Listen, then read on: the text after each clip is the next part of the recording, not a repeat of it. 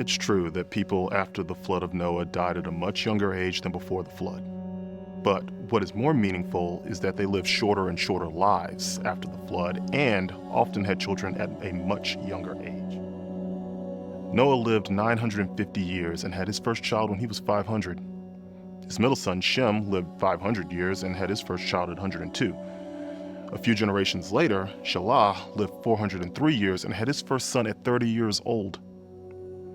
Many generations later, my grandfather, Terah, lived 205 years and had his first son at 70. I expected to live for 150 years, have my first child at 30 or so. It was becoming increasingly important to have your children earlier because you didn't know how many more childbearing years you could count on to have a son to carry on the family heritage. It's very important. God asks Abram to move from the area of Babylon to Canaan.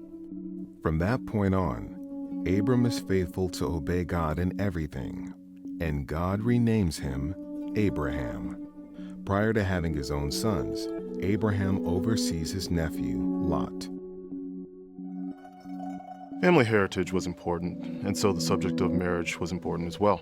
In your time, it is uncommon for people to marry blood relatives any closer than second cousins. This is both for legal reasons and because of the higher likelihood of genetic problems. In my time, it was very common for close relatives to marry. We had a much lower incidence of genetic problems, and we lived in small communities, so the variety of choice was smaller. My name is Lot. My grandfather was Terah. He had 3 sons, Abram, Nahor, and Haran. My father was Haran, and he died at a young age after having me and my 2 sisters, Milcah and Iscah. My sister Milcah married our uncle Nahor. My uncle Abram married a woman named Sarai. We all lived in the city of Ur, in the land of the Chaldeans, later known as Babylon. My grandfather decided to take me, along with Uncle Abram and Aunt Sarai, to the city of Haran, located in modern Turkey. We left Uncle Nahor and Aunt Milcah behind in Ur. After many years, my grandfather died, leaving Uncle Abram, Aunt Sarai, and me. They were childless because Aunt Sarai was unable to have children. When Uncle Abram was in his early 70s, the Lord came to him and commanded him to take everything he owned and go to Canaan. Canaan is approximately the land known in modern times as Israel and the state of Palestine. The Lord promised Uncle Abram that he would become a great nation, would be famous, and that all peoples on earth would be blessed through him. Many descendants, much wealth, and a blessing to all peoples on earth. So, we packed up everything, and we traveled to Canaan with all of our stuff and servants and slaves. When we arrived at Shechem, north of Jerusalem, the Lord promised to give the land to Abram's descendants. We built an altar to the Lord, who had appeared to Abram and promised many descendants with their own land, much wealth, and a blessing to all peoples on earth. Now, just when all this would happen is what I wanted to know. Things didn't go so well for a while. Famine came, so we went south to Egypt, hoping to get relief. By this time, we were a very wealthy, very large group of people. Abram was fearful. His wife was so beautiful. He was worried that the Egyptians would kill him to take her. So he cautioned her to tell everyone she was his sister. This was half-truth. Abram later confessed Sarai was his half-sister. The important hidden fact was this: Sarai was his wife, and anyone who violated her would be committing adultery, a very grievous sin. Well, things went as Abram expected. Pharaoh fell for her and took her into his household and made sure Abram was well compensated.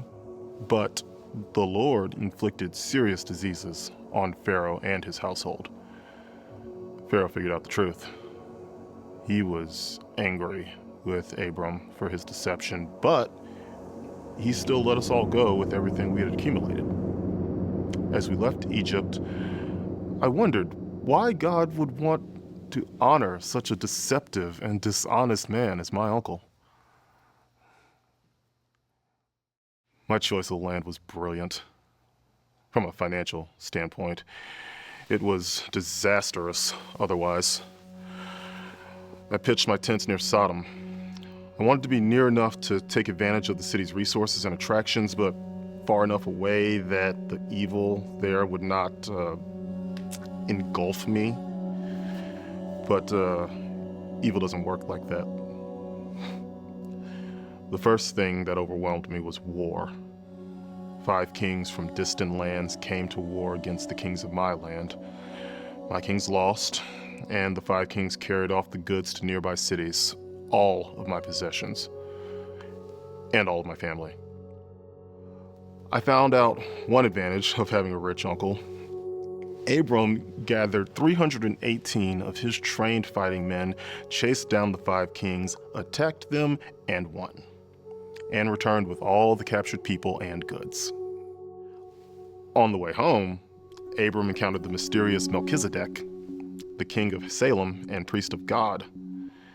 He brought out wine and bread and blessed Abram, and Abram gave him 1/10 of everything he owned. This little story is a key component of the book of Hebrews in the New Testament.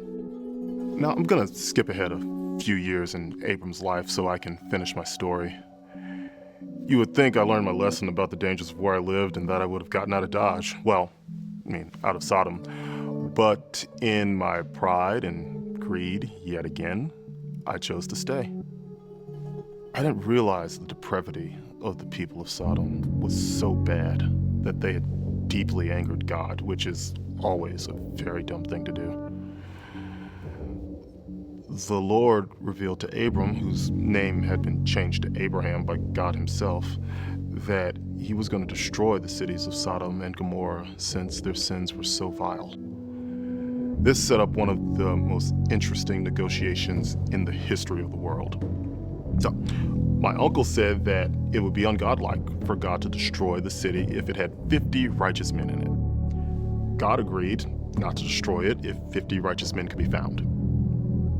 Thinking he found a foothold, Abram negotiated the number from 50 down to 45, down to 40, down to 30, down to 20, and then down to 10. I think it's possible that Abraham hoped there were maybe that many in my household and that would be enough.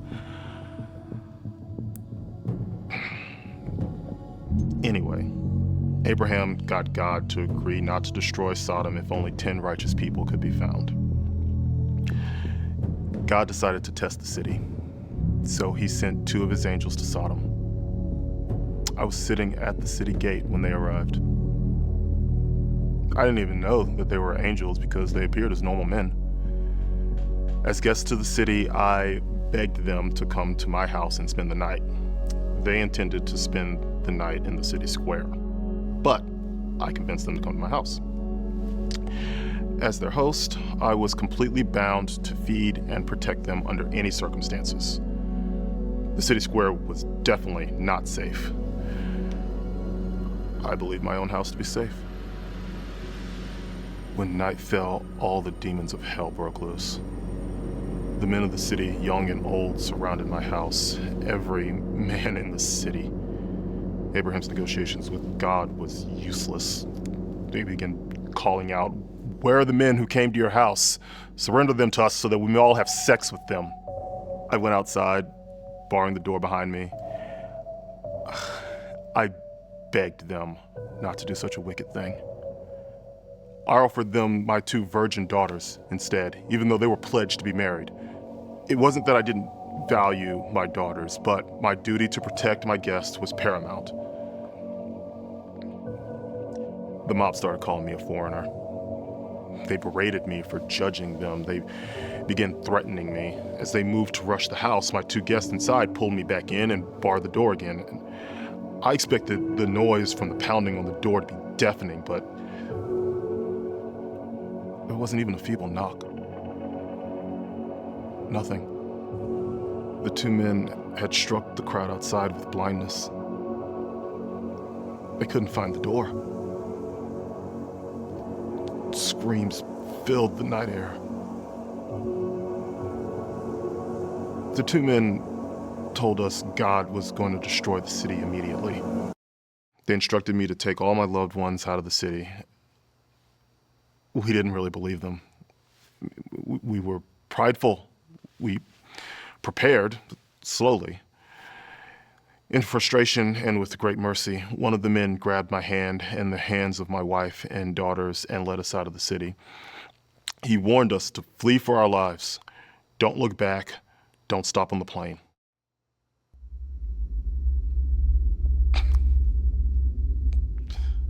I was so ignorant. I asked to be allowed to stop in this one small town, Zoar, and that request was granted, and the men agreed not to destroy Zoar. So we rushed to Zoar and reached it as the sun rose over the land. The Lord began raining down burning sulfur on Sodom and Gomorrah and destroying everything on the plain. The noise, the heat, the smell was unbearable. The temptation to turn and watch was almost unbearable for all of us. My wife could not withstand it. She turned, she looked, and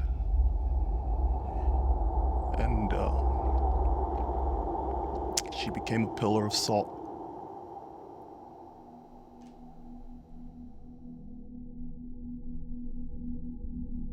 You would think that I would have become the most repentant man on the face of the earth, but if you think that, you are wrong. God had saved me from sure disaster more than once, never because of my good character or high morals.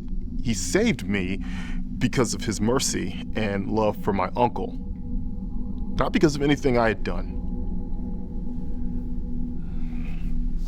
My daughters and I moved to a cave in the mountain country. I guess I could have gone to Abram and asked for mercy, but pride, perhaps.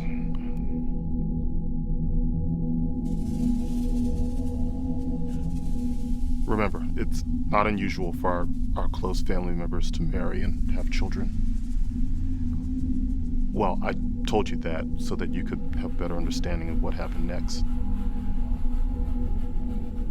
My two daughters realized that they had no children, and there were no eligible men around. And if I died, the family line would come to an end. Their solution to their problem would reverberate forever. They got me drunk and slept with me. So drunk that I did not remember what I had done. Both of my daughters became pregnant by me.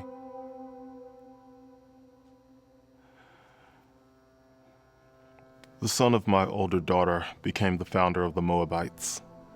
The son of my younger daughter became the founder of the Ammonites. May not mean much to you because there are so many ites in the Bible. Let me put it into context. The Moabites and the Ammonites were the eastern neighbors to the land of Israel. For most of Israelite history, the Moabites and Ammonites were bitter enemies of the Israelites. Came close to destroying them on several occasions. Who were the Israelites? The descendants of my uncle Abram. My uncle who I had followed across thousands of miles. My closest family member. I had no father. He had no son. Yet, anyway. In the end, I will be hated by his descendants. We will go down in history as bitter enemies.